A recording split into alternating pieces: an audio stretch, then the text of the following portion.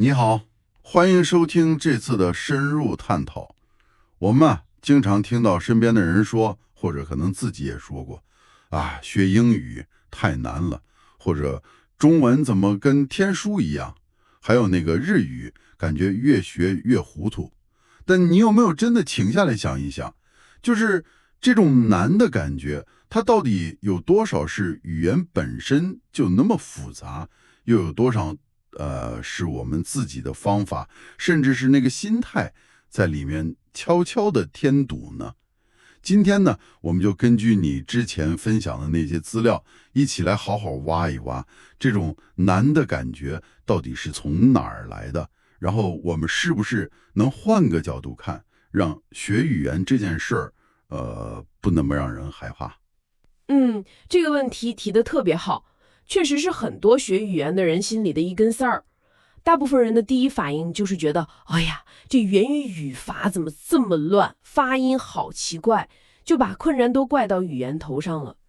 但就像你刚才说的，我们看的那些资料里显示的，要是真去仔细看看那些学得好和学得不那么顺的人，你会发现，学习的人怎么想，用什么方法，怎么看待困难，这些往往更关键。而且有个很有意思的基础事实就是，任何一种自然语言啊，它首先是为了它母语的人沟通方便才形成的，这就意味着它本身肯定是有内在的规律是能学会的。至少对从小用的人来说是足够好用的。而语言它不是故意设计出来为难我们的，对吧？哎，你这个角度挺有意思的。那我们不如就从大家普遍觉得难的地方开始，看看能不能把它拆开来分析分析。根据我们手头这些资料来看啊，这种难好像能分成几种。第一种很明显就是所谓的差异之难。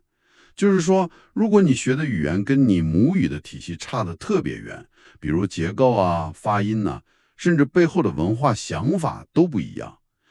比如说吧，你母语是英语，很看重语序，然后你去学俄语，那个语序比较活，靠格变化。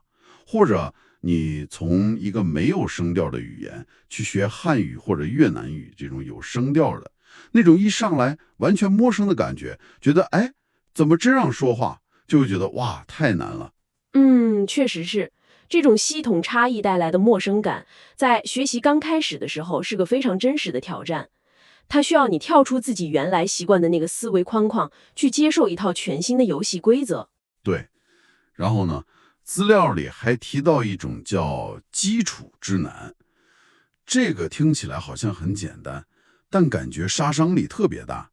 就是说，如果最核心的东西，比如发音规则啊、基本的语法架子啊、句子怎么搭起来啊，这些东西没搞扎实，这就像盖楼，地基没打好，后面你学再多新层、新说法，都会觉得乱七八糟的，使不上劲儿，越学反而越糊涂。这种情况是不是特别容易让人学到一半就想放弃了？非常容易。嗯，这不光是没学好的问题，关键是你脑子里没有一个稳固的框架来装这些新知识，去整理它们。资料里有个比方，我觉得挺形象，就像你只有一个小抽屉，非要塞进一整个衣柜的衣服，那肯定乱成一锅粥嘛。比如说，学英语的人要是对基本的时态、语态这些概念一直模模糊糊的，那看东西、写东西肯定老碰壁，感觉怎么都不对。这个跟前面说的差异之难还不太一样，这个更多的是学习方法，或者说学习过程本身出了问题。说到学习过程，还有一种难，我觉得特别有意思。资料里叫它心理之难，就是好多人还没开始学呢，或者刚学一点点，就已经被各种过来人的说法或者社会上那种普遍的看法给设定好了。这门语言是出了名的难学。这种还没开始就怕了心态，像个看不见的墙，可能比语言本身某些难点还厉害。就是还没打呢，自己先泄气了。这个太关键了，心理预期呀，对你后面怎么学影响是巨大的。我看资料里也举个例子，比如同一个对外汉语班，老师教材都一样，有的学生学了半年还觉得中文哎呀太深奥了，搞不定，但另外一些学生呢，已经能用中文聊天了，进步特别快。语言没变啊，对吧？区别就在学的人身上。这种对难的感觉差这么多，根源往往不是说这个知识点本身有多难，而是学习的人的态度，他用的方法，还有他怎么去理解和处理遇到的困难。这就引出一个很有趣的想法了。既然难的感觉这么主观，那是不是说不管什么语言，只要我们换个角度，找对方法，其实都能找到它比较容易或者说比较友好的一面？比如资料里提到英语，虽然词汇量看着吓人，不规则的也不少，但是呢，它的好处是核心词汇特别管用，效率高，还有那个句子主谓宾结构相对来说比较清楚，而且全世界到处都是学英语的资源，简直是铺天盖地。正是这样，尤其是你说的那个核心词汇效率，资料里引用研究就说，掌握最高频的那2000个英语单词，差不多就能覆盖日常对话内容的90%了。这个杠杆效应是很惊人的，但很多学的人往往忽略这点，一开始就想学好多好多词，追求广度，而不是先把核心的学深学透，这样反而增加了负担。这就说明找到并且用好语言本身的这种窍门或者说进路多重要。那中文呢，一般都觉得是最难的语言之一吧，光看那些汉字就够让人头大的了。但资料里也说了它的容易之处，比如说语言相对简单，没有那么多复杂的动词变来变去，也没有时态变化，名词也没有什么单数、复数、阴性、阳性的区别。这对那些习惯了印欧语系复杂语法的人来说，反而是一种解脱，是吧？没错，而且关于汉字，虽然开始是要记，但资料里深入分析了那个造字的方法，就指出它里面是有系统的。比如说，你掌握了大概100来个常用的基础部件，就是那些所谓字根或者部首，像什么水啊、木啊、人、口这些，然后就能像搭积木一样，猜出来成百上千个相关汉字和词语大概是什么意思。比如你知道水跟水有关系，那看到河、湖、海、喜、游这些字就容易理解多了。这就不是死记硬背了，而是利用了语言本身的内在逻辑，这是一种更聪明的容易的方式。有道理。还有日语，资料说它有3套写字系统，平假名、片假名、汉字混着用，听起来就好复杂。但它的优点呢，是发音相对简单，元音很稳定，而且语法虽然有它自己特别的地方，比如那个敬语系统，但整体上逻辑性挺强的，规律也比较清楚。所以关键好像就在于，我们是老盯着那些让人害怕的难点，还是说也愿意去发现、去利用这些能给我们信心的易点？完全正确，你的心态就决定了你看哪儿。你老是盯着困难，就觉得到处都是墙，过不去。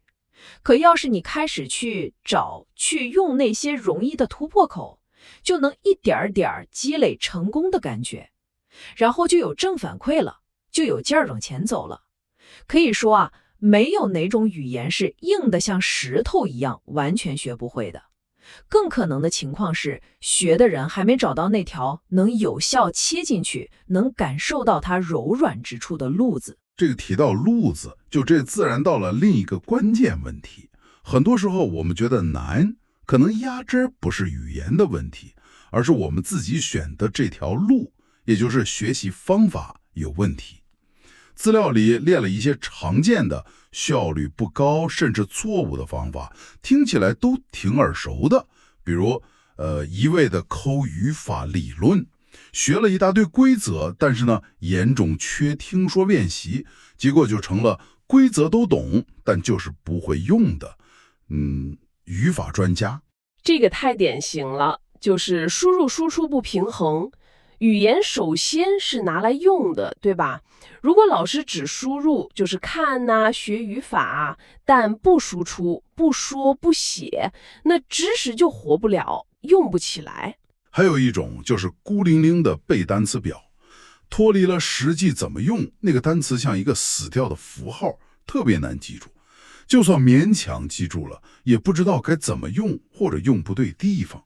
这感觉就像在沙滩上盖楼，效率太低了。对，语境就是词汇的生命，离开语境去记单词，效果往往差很多。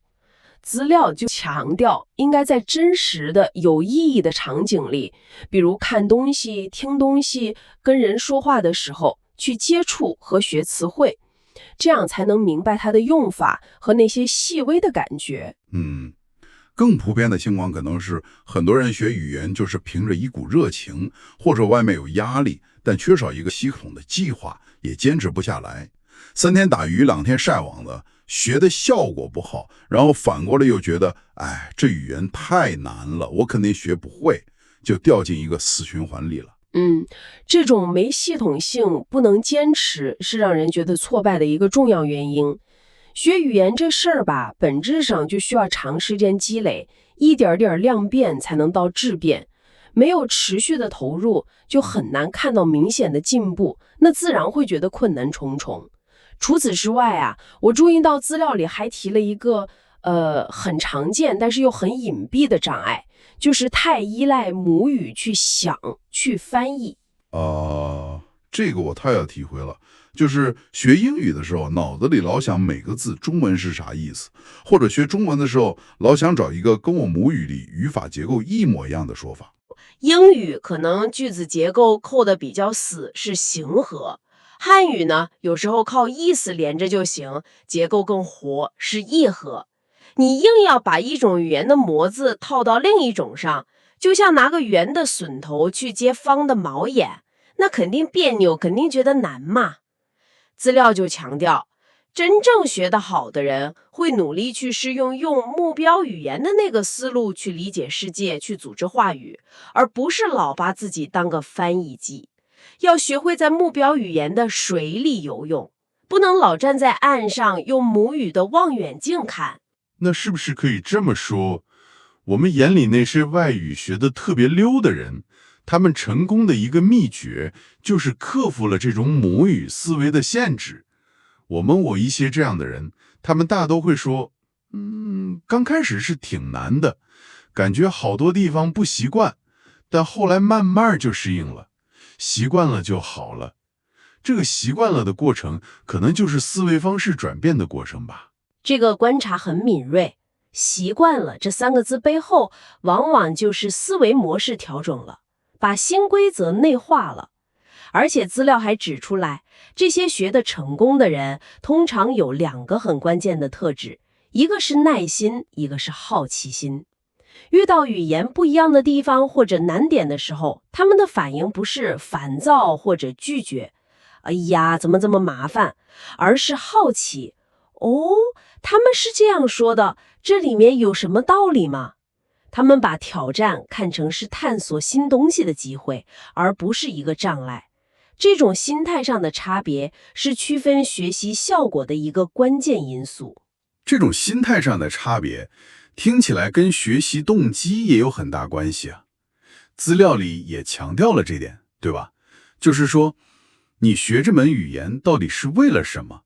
这个目标对你自己来说，是不是足够真实，足够有意义？绝对相关。你学东西的动力是啥？有多强，直接影响你能不能坚持下去，愿意不愿意克服困难。资料里对比了2种情况，一种是为了应付考试，拿个证，没办法，得学。另一种呢，是打心底里想跟人用这个语言交流，想了解外国文化，或者就是喜欢看原版电影、读原著，享受那个过程。很明显，后面这种内在的驱动力更强，更能帮你扛过学习的平台期，克服挫败感。当你学习是为了一个你真正热爱或者觉得特别有价值的目标时，过程中的那些难会被赋予不同的意义，甚至可能变成一种值得接受的挑战。这么说下来，我们聊了语言本身的特点、学习方法、思维定式、心态、目的，好像大部分的难都跟学的人自己有关系。但有没有一种更深层的、更普遍存在的难，是所有学语言的人都可能碰到的？你这个问题问到更核心的地方了。确实有一种更内在的困难，那就是跟自我管理有关系。这可能才是最普遍也最难克服的。具体来说，有这么几点。第一，难在坚持。学语言需要一直花时间精力，但人嘛，都有惰性。要做到每天都坚持学习，尤其是在生活很忙、压力大或者觉得累的时候，这非常考验自律。第二，难在耐心。学习效果不是蹭蹭往上涨的，总有感觉好像停滞不前的时候，就是平台期。在短期内看不到明显进步的时候，你还能不能保持信心？还能不能守住纪律，不轻易放弃？这需要极大的耐心。第三，难在容错。怕犯错是学语言的一个大心病，怕说错别人笑话，就不敢开口练。但学语言恰恰就是在不停的试错中进步的。你能不能接受自己不完美？能不能拥抱错误，并且从错误里学习？这对很多追求完美的人来说，本身就是个大挑战。这么一说，我感觉学语言真像一面镜子，它不光是考验你学语言的能力，更能照出你的意志力怎么样，思维是不是灵活，遇到挫折什么态度，甚至是你怎么看待自己。怕犯错可能就是心里不踏实，坚持不下来可能就是目标不清楚或者意志力不够。这个比喻很贴切，学语言的过程确实能让你更了解你自己。所以啊，很多时候我们不是在跟语言本身较劲，而是在跟自己的习惯、自己的恐惧、自己的期望值较劲。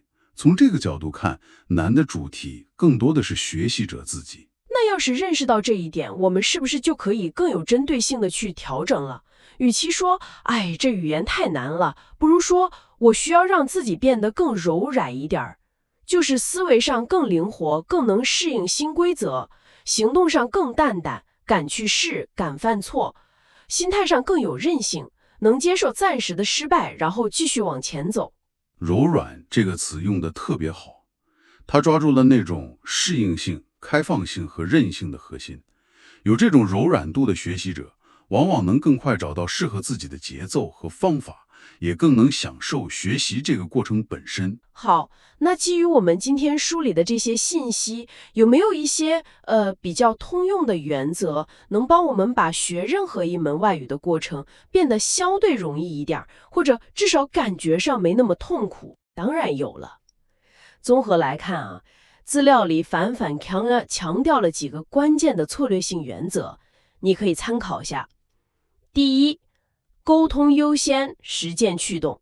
别一开始就钻到语法细节里出不来，把重点放在尝试去理解、去表达，哪怕说的简单点，不那么完美也没关系。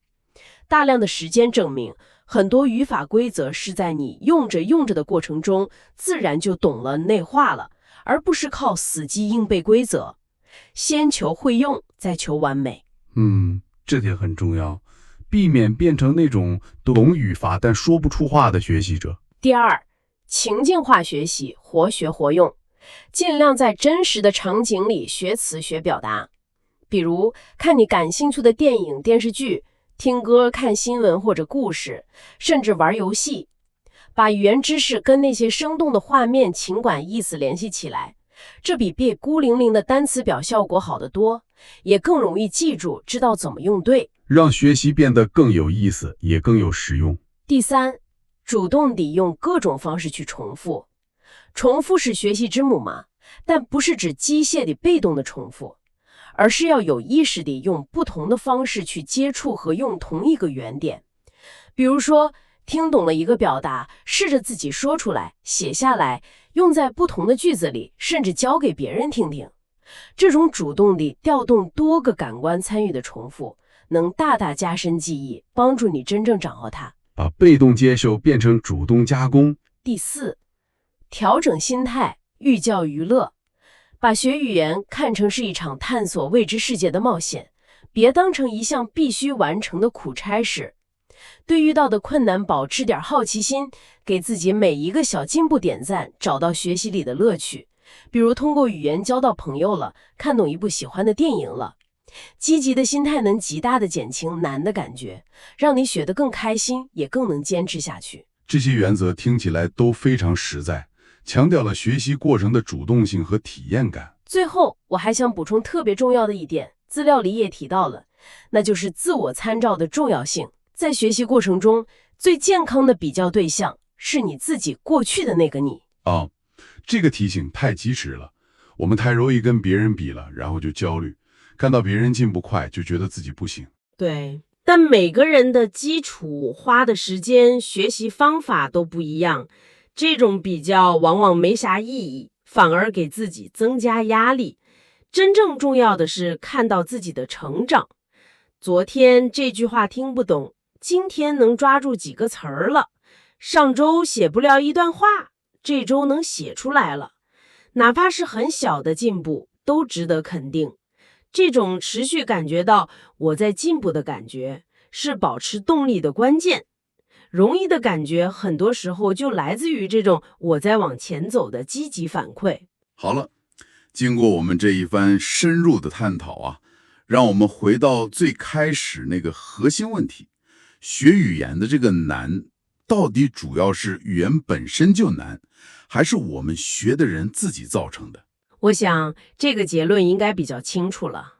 没有绝对难到学不会的语言，只有暂时还没找到让它变得容易的方法和心态的学习者。